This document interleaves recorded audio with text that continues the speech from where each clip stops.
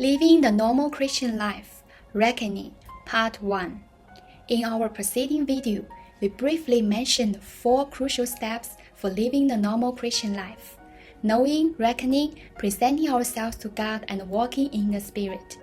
Concerning the first step, knowing, we mentioned that this knowledge only comes by divine revelation from the Lord Himself, who enlightens the eyes of our heart to see what we have in Christ. According to Romans 6:6, we've already been crucified, and this is what we need to know. This thing has been done and cannot be undone. When we know this, what follows? Romans 6:11 says, "So also you reckon yourselves to be dead to sin, but living to God in Christ Jesus." Knowing that our old man has been crucified, reckon yourselves to be dead. We first need to know. When we know, then we reckon spontaneously. Usually, we try to reckon before knowing, and this causes us much trouble. In the book, The Normal Christian Life, Brother Watchman Nee mentioned that for years after his conversion, he has been taught to reckon that he was dead to sin. Yet the more he tried, the more alive he clearly was, and this was troubling him for months.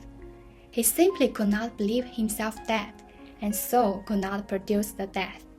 But one morning, as he was reading the Word and praying, he asked the Lord to open his eyes, and then he realized his oneness with Christ. He saw that he was in Christ, and that when Christ died, he died also.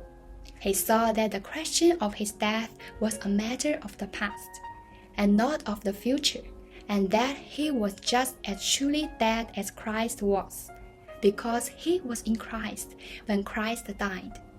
What then is the secret of reckoning? The secret is revelation. It is not that I reckon myself to be dead, and therefore I will be dead. It is that because I am dead, because I see now what God has done with me in Christ, therefore I reckon myself to be dead. This is the right kind of reckoning. But what does reckoning mean? Reckoning in Greek means doing accounts, bookkeeping. And why does God say we are to reckon ourselves dead? It is simply because we are dead. God could not ask you to put down in your account book that what is not true. Reckoning is not a form of make-believe. It does not mean that, having found that you have only 12 shillings in your pocket, you hope that by entering 15 shillings incorrectly in your account book, you would be able to remedy the deficiency. It won't work. If you have only 12 shillings, yet try to reckon to yourself, I have 15 shillings, I have 15 shillings, I have 15 shillings. All the mental effort involved will not affect the sum that is in your pocket. Reckoning will not make 12 shillings into 15 shillings, nor will it make what is untrue true. But God tells us to reckon ourselves dead. Not that by the process of reckoning we may become dead, but because we are dead.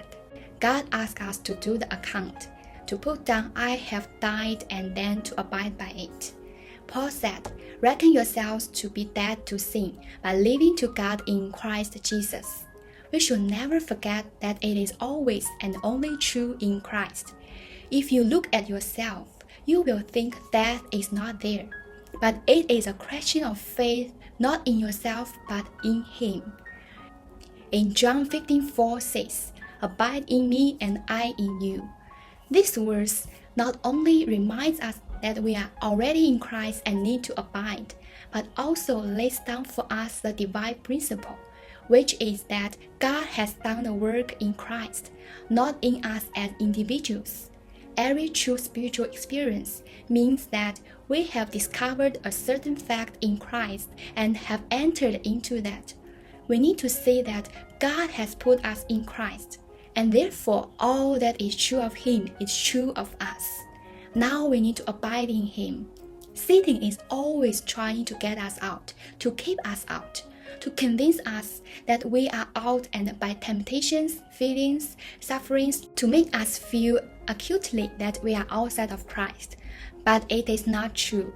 God's injunction is to abide in Christ, and that is the way of deliverance. We should not be moved back onto our old ground, but simply rest in the fact that God has put us in His Son, so that all that is true in Him is also true in us. Today, it is for Him to make good the glorious promise that sin will not lord it over you.